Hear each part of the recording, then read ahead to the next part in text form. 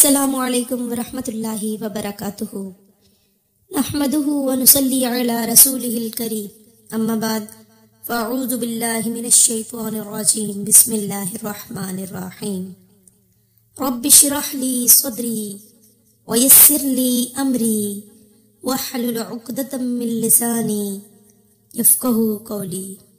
Lecture 11 سورۃ البقرہ پارہ 1 آیات 28 تا 30۔ آیت نمبر 28 لفظی وضاحت۔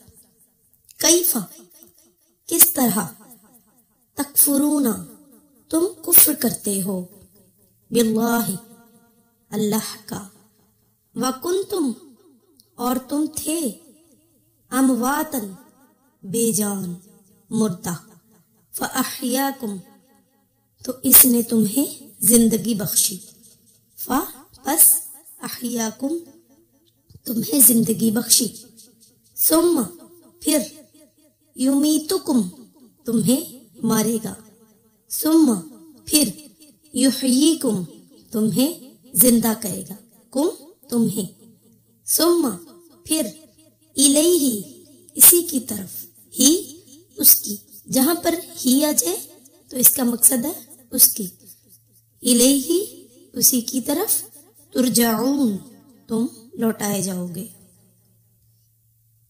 اب اس آیت کی تفسیر سن لیجئے۔ اس آیت میں اللہ تعالیٰ فرما رہے ہیں کہ تم اللہ کی عبادت کا کیسے انکار کر سکتے ہو، جبکہ اس دنیا میں آنے سے پہلے ہم میں روح بھی نہیں تھی، ہم لوگ لائف لیس تھے، پھر اللہ نے کیا کیا، فاحیاکم تو اس نے تمہیں زندگی دی، یعنی ماں کے پیٹ میں روح ڈالی، پھر یمیتکم تمہیں موت دے گا، یعنی دنیا میں جب تمہیں موت آئے گی پھر کیا ہوگا، پھر تمہیں زندہ کرے گا، کب، آخرت کے وقت۔ یہ آخرت کی زندگی کے بعد کوئی موت، یہ زندگی وہ زندگی ہے جب اللہ تعالی حشر کے دن اٹھائے گا، اور حشر کے دن اللہ کے سامنے لا کر تم کھڑے کر دیے جاؤ گے، کس لیے، اپنے اعمال کے جواب کے لیے، جزا و سزا کے لیے۔ ایسے ہی نہیں ہم لوگ ساری زندگی گزار رہے، کوئی اس کا جواب بھی دینا، دنیا کا عمل بیکار نہیں ہے، اس کا جواب ہے، اور جواب کب دینا، اللہ تعالیٰ کو، روز حشر کو، روز حشر کے دن۔ انسان کا آغاز موت سے ہوا، یعنی انسان لائف لیس تھا، بے جان تھا، کچھ بھی نہیں تھا، پھر اللہ تعالیٰ نے اس کو زندگی دی، یعنی انسانی شکل و صورت میں اللہ تعالیٰ نے اس کو پیدا کیا۔ پھر موت، جب دنیا میں انسان کو موت آتی ہے، اور پھر زندگی، جب اللہ تعالیٰ اس کو اپنے اعمال کے جواب کے لیے دوبارہ سے اٹھائے گا، اور پھر زندگی ہی زندگی، اس کے بعد کوئی موت نہیں۔ موت کو ایک مینڈھے کی شکل میں لایا جائے گا اور ذبح کر دیا جائے گا، جنت والے جنت میں اور دوزخ والے دوزخ میں رہیں گے۔ لہذا اس آیت میں اللہ کے وجود کے اقرار کے لیے ایسا سوال کیا جا رہا ہے جس سے انسان لاجواب ہو جائے۔ پہلے توحید یعنی وحدانیت، اللہ کی ذات کا واحد و یکتا ہونا، اسے کس سے ظاہر کیا گیا، انسان کی اپنی تخلیق سے، اور اب توحید اور وحدانیت کو کس سے ظاہر کیا جا رہا ہے، انسان کی اپنی زندگی اور موت سے۔ حضرت ابراہیم علیہ السلام نے فرعون کو جواب دیا کہ وہی ہے میرا رب جو زندگی دیتا ہے، موت دیتا ہے۔ ماں کے پیٹ میں بچے کے روح ڈالنے کی آپ مثال دیکھ لیجئے کہ اللہ وہ ہے جو زندگی دیتا ہے، اور خود ماں کو بھی نہیں پتا ہوتا کہ کب روح آئی، کہ کب اس کے جسم میں موجود بے جان وجود میں حرکت پیدا ہو، ماں کو خود بھی پتا نہیں چلتا۔ اللہ تعالیٰ انسان کو زندگی دیتا ہے، پھر موت دیتا ہے، اور پھر زندگی ہی زندگی دیتا ہے۔ روز قیامت وہی اٹھائے گا۔ کافرین مکہ کہتے تھے کہ کون ان ہڈیوں کو زندہ کرے گا جب یہ پرانی ہو جائیں گی؟ قل یحییھا الذی انشأھا اول مرہ وہو بکل خلق علیم. کہہ دیجیے ان کو زندہ کرے گا وہی جس نے پہلی دفعہ زندگی دی تھی، اور وہ تخلیق کا ہر کام جانتا ہے. اس آیت سے کیا پتہ چلا؟ اس آیت سے یہ پتہ چلا میری بہنوں کہ اللہ کا انکار کرنا درست نہیں، اور اللہ کے وجود پر دلیل انسان کی خود اپنی زندگی اور موت کا نظام ہے. اور دوسری بات اس آیت سے ہمیں کیا پتہ چلی کہ ہم جہاں سے آئے ہیں وہیں واپس جانا ہے. ہم اللہ کی طرف سے آئے ہیں اور اللہ کے پاس ہی ہمیں واپس جانا ہے.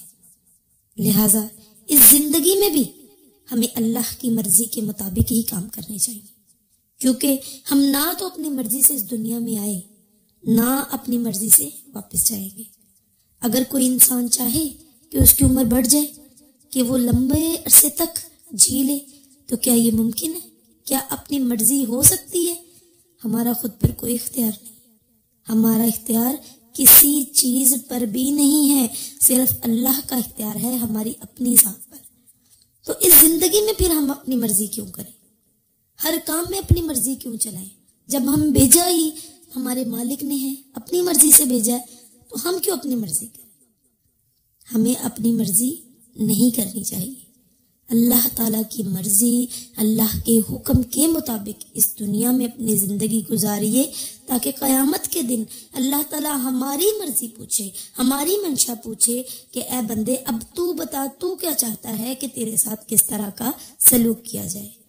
لیکن اگر ہم اس زندگی میں اپنی مرضی کرتے رہے تو آخرت میں ہماری مرضی نہیں پوچھی جائے گی، اور اللہ تعالیٰ ہمارے ساتھ وہی سلوک فرمائیں گے جو ہمارے اعمال کے مطابق ہوگا. لہٰذا بہتر ہے کہ اپنے اعمال کو بہتر بنائیے اور اس دنیا میں اپنی زندگی اللہ کے حکم کے مطابق گزاریے. آیت نمبر 29 لفظی وضاحت.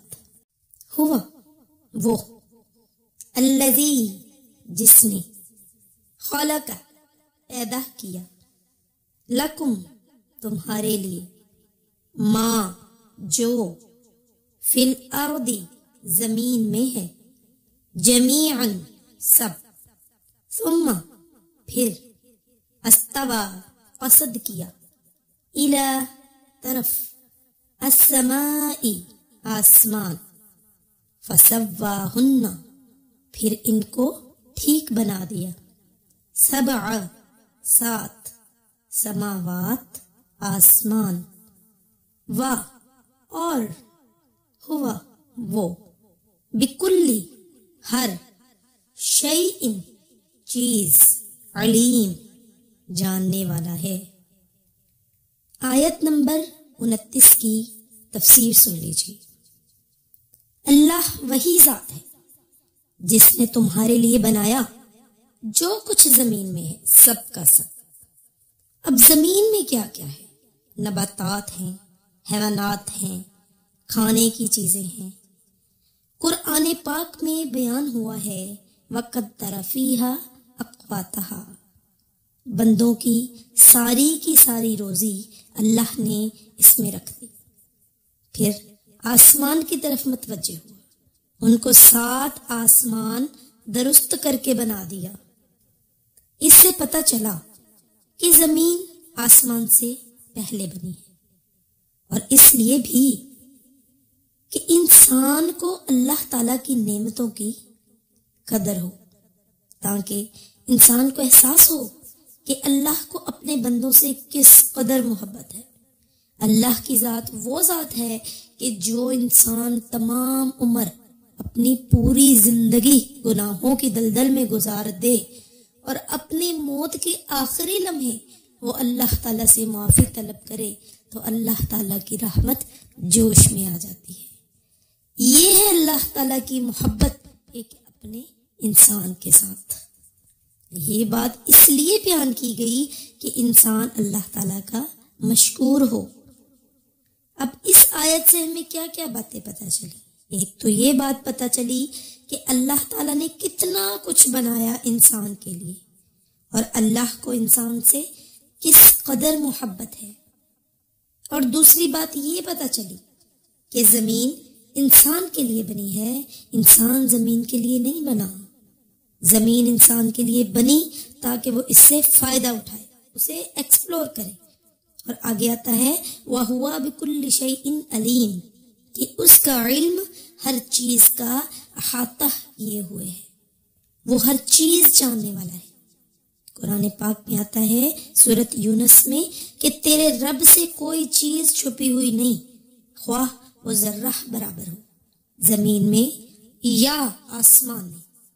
سورۃ آل عمران میں ہے ان اللہ لا یخفی علیہ شیء فی الارض ولا فی السماء، اللہ سے کچھ بھی چھپا ہوا نہیں، نہ آسمان میں نہ زمین میں۔ سورۃ الطلاق میں آتا ہے وَأَنَّ اللَّهَ قَدْ أَحَاطَ بِكُلِّ شَيْءٍ عِلْمًا، اور اللہ تعالیٰ نے ہر چیز کا احاطہ کر رکھا ہے اپنے علم کے اعتبار سے۔ اور بندوں کا علم کتنا ہے؟ جتنا اللہ نے انہیں دے دیا۔ اب اس آیت سے حاصل ہونے والا سبق یہ ہے کہ اللہ کا احسان ہے کہ اس نے ہمیں ان گنت نعمتیں دی، اور ہر احسان کا ایک جواب ہوتا ہے، اور ہمیں اس احسان کا جواب کس طرح دینا ہے کہ ہم اللہ تعالیٰ کے بن کر رہیں، جس نے ہمیں سب کچھ دیا، بجائے کہ ہم ان چیزوں کے بن جائیں جو اس نے ہمارے لیے پیدا کی، جو اس نے ہمارے لیے تخلیق کی، ہم انہی چیزوں کو ہو کر رہ جائیں۔ یہ سب کچھ اللہ نے ہمارے لیے بنایا، ہمیں ان چیزوں کے لیے نہیں بنایا۔ لیکن آج کل کے دور میں ہمیں ترتیب ہی الٹ نظر آتی ہے، ایسا لگتا ہے کہ ہم ان چیزوں کے لیے بنے ہیں۔ ذرا سوچئے، ذرا غور کیجئے میری بہنوں کہ گھر آپ کے لیے ہے یا آپ گھر کے لیے ہیں۔ اس سے مراد یہ ہے کہ گھر اللہ تعالیٰ نے آپ کو اس لیے دیا کہ آپ اپنے گھروں میں رہ کر سکون حاصل کریں، یا اس لیے نہیں کہ اپنا تمام تر وقت جو ہے وہ اللہ تعالیٰ کی عبادت کو بھول کر اپنے گھر کے لیے ہی لگا دیں۔ اس کو سجانے سنوارنے میں ٹھیک ہے، صفائی نصف ایمان ہے، لیکن یہ ضروری نہیں کہ جو آپ نئی چیز دیکھیں مارکیٹ میں وہ اپنے گھر کے لیے خریدنے کی خواہش ظاہر کریں۔ یہ چیز غلط ہے۔ اور اللہ تعالیٰ نے کاروبار آپ کے لیے کیا، آپ کو کاروبار کے لیے نہیں پیدا کیا۔ دونوں میں فرق ہے۔ کاروبار آپ کے لیے یعنی آپ اس سے فائدہ اٹھائیں، اسے مینٹین کریں، اور آپ بزنس کے لیے، اس سے مراد یہ ہے کہ آپ کی زندگی میں بزنس کے سوا کوئی چیز ہی نہ رہے۔ گھر آپ کے لیے ٹھیک ہے، مگر آپ گھر کے لیے کہ آپ گھر کے سوا کچھ سوچ ہی نہ سکیں۔ بچے آپ کے لیے اللہ تعالیٰ نے پیدا کیے، آپ کے سکون کے لیے، آپ کی خدمت کے لیے، آپ کی بخشش کے وسیلے کے لیے۔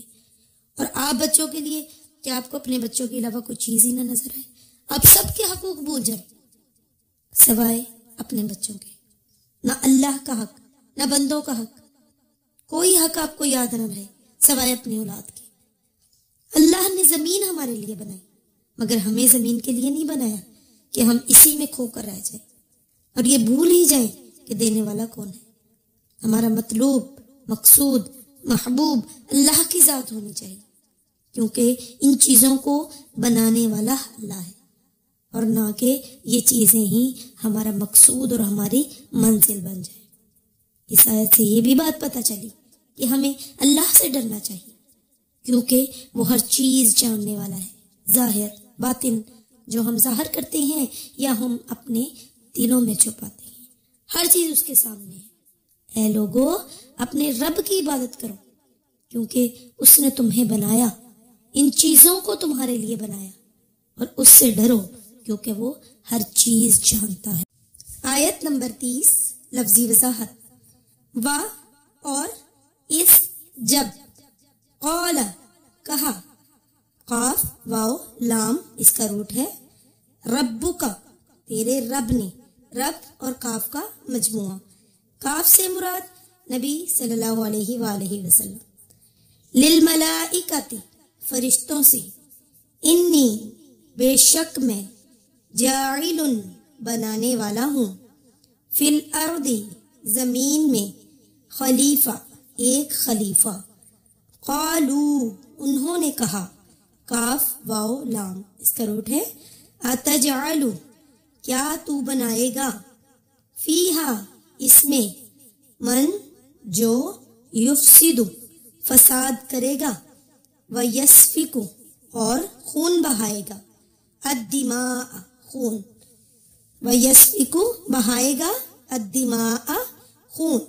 و اور، نحن ہم، نسبح تسبیح کرتے ہیں، بحمدک تیری تعریف کے ساتھ، ونقدس اور ہم پاکیزگی بیان کرتے ہیں، قاف دال سین اس کا روٹ ہے لک تیری، قال کہا، انی بے شک میں، اعلم جانتا ہوں، ما جو، لا نہیں، تعلمون تم جانتے۔ اب اس آیت کی تفسیر سن لیجیے۔ سورۃ الفاتحہ میں انسانوں کے 3 گروہوں کا ذکر کیا گیا ہے، اور سورۃ البقرہ کے آغاز میں ان گروہوں کی مزید نشانیاں بتائی گئی۔ پھر تمام انسانوں کو اللہ کی عبادت کی دعوت دی گئی، انسانوں کی زندگی کا مقصد بیان کیا گیا اور اسے دلائل سے ظاہر کیا گیا۔ توحید کا پیغام، اللہ کی عبادت کی دعوت کے بعد رسالت کو ثابت کیا گیا، اور رسالت کی گواہی قرآن کریم کے ذریعے دلوائی گئی۔ اور اس آیت میں زمین پر انسان کے آغاز کے بارے میں بتایا گیا کہ انسان کی تاریخ کب اور کیسے شروع ہوئی۔ یہاں پر حضرت آدم علیہ السلام کی تخلیق اور زمین پر ان کی آمد کا واقعہ بتایا گیا تاکہ انسان اپنے مقام اور حقیقت کو سمجھ سکیں۔ آیت میں ہے، اے حضرت محمد صلی اللہ علیہ وآلہ وسلم، ایک موقع پر آپ کے رب نے کہا تھا فرشتوں سے کہ میں زمین پر ایک جانشین پیدا کرنے والا ہوں۔ جانشین کس معنوں میں؟ کہ انسانوں سے پہلے اس زمین پر جن آباد تھے، جن رہتے تھے اس زمین پر، تو انسانوں سے پہلے جو مخلوق تھی اس نے طرح طرح کا فساد کیا۔ اب اس کے بعد ایک اور مخلوق زمین میں بسانے والا ہوں، انہیں یہاں لانے والا ہوں اور زمین کو ان کے ذریعے آباد کرنے والا ہوں۔ خلیفہ کا لفظ عام طور پر اقتدار کے کانٹیکسٹ میں آتا ہے، بعض نے یہاں خلیفہ سے مراد یہی معنی لیا ہے، لیکن در حقیقت حضرت آدم علیہ السلام کو زمین پر حکمران بنا کر نہیں بھیجا جا رہا تھا۔ حضرت آدم علیہ السلام زمین پر آ کر کوئی حکومت قائم کرنے والے نہ تھے، لہٰذا یہاں خلیفہ سے مراد وہ خاص ٹرم خلیفہ کی نہیں ہے، بلکہ اس سے مراد زمین کی آباد کاری کی طرف اشارہ ہے۔ اور انسان کو اختیار بھی دیا جا رہا ہے، کیونکہ خلیفہ کے پاس اختیار بھی ہوتا ہے، لہٰذا خلیفہ کا لفظ انسان کے پاس اختیار ہونے کی طرف بھی اشارہ ہے۔ خلیفہ کے 2 معنی ہیں۔ خود حضرت آدم علیہ السلام جو جنوں کے بعد زمین کو آباد کرنے والے تھے، یعنی دوسرا معنی اس کی کیا ہے؟ نسل، یعنی جنریشن۔ ایک تو ہے بعد میں آنے والا جانشین، اور دوسرا کیا ہے؟ ایک پوری نسل کے معنوں میں بھی استعمال ہوتا ہے، کیونکہ جنوں کی نسل کے بعد انسانوں کی نسل اس دنیا میں آ رہی تھی، لہٰذا یہ اس معنوں میں بھی استعمال ہوتا ہے۔ خلیفہ کے 2 معنی کلیئر ہو چکے۔ خلیفہ کا ایک معنی حضرت آدم علیہ السلام جنہیں خلیفہ بولا گیا، اور دوسرا معنی ہے ایک نسل جو کہ جنوں کے بعد آنے والی تھی اور اس دنیا کو آباد کرنے والی تھی۔ یہاں پر واحد بول کر اس سے مراد جمع لیا گیا ہے۔ انسانوں سے پہلے زمین پر کوئی مخلوق تھی یا نہیں، اس کی دلیل خود قرآن مجید میں موجود ہے۔ وَالْجَانَّ خَلَقْنَاهُ مِن قَبْلُ مِن نَارِ السُّمُومِ، اور جنوں کو ہم نے انسان سے پہلے بنایا آگ کی لپٹ سے۔ فرشتے باشعور مخلوق ہیں۔ فرشتوں کا یہ سوال کہ ایسا انسان یا خلیفہ کیوں بنائے گا جو زمین میں فساد کرے، یہ ان کا کوئی اعتراض نہیں تھا، بلکہ وہ اللہ کی رائے معلوم کرنا چاہتے تھے کہ اللہ ایسی مخلوق کو کیوں بنانے والے ہیں جو با اختیار ہوگی اور اپنے اختیارات کا ناجائز استعمال کرے گی اور زمین میں فساد کرے گی۔ اللہ تعالیٰ انسانوں کے بنانے کا ذکر فرشتوں کے سامنے کر رہے ہیں۔ اس میں ہمارے لیے بھی ایک سبق ہے کہ کوئی کام کرنے سے پہلے دوسروں کے سامنے اس کا ذکر کرنا یا اپنے بڑے بزرگوں سے یا تجربہ کار لوگوں سے اس کا مشورہ طلب کرنا بھی پسندیدہ ہے۔ اب یہاں پر فرشتوں نے اعتراض کیا انسان کو بنانے پر، یا فرشتوں نے سوال کیا، اعتراض نہیں تھا ان کا، یہ صرف سوال تھا۔ وہ مزید معلومات حاصل کرنا چاہ رہے تھے، کیونکہ فرشتے تو دن رات اللہ تعالیٰ کی عبادت میں مشغول رہتے ہیں اور وہ ایک پلک جھپکنے کے برابر بھی نافرمانی نہیں کرتے، تو وہ کیسے اعتراض کر سکتے تھے؟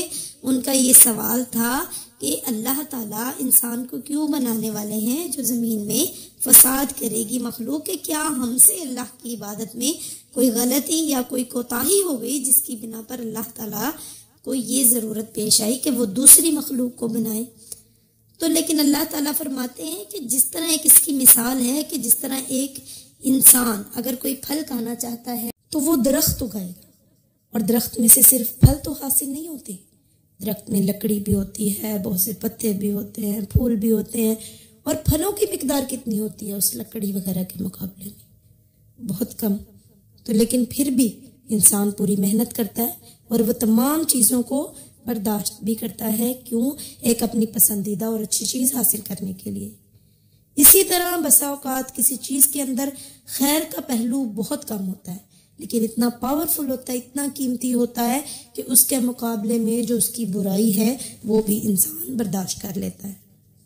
فساد کرنے والے انسان بھی آئے، لیکن اسی دنیا کے اندر انسانوں کی اعلیٰ ترین اقسام بھی آئیں جنہوں نے اللہ تعالیٰ کے دین کے لیے بہت کام کیا، اور ایسے لوگوں کے لیے ہی اللہ تعالیٰ نے جنت بنائی ہے۔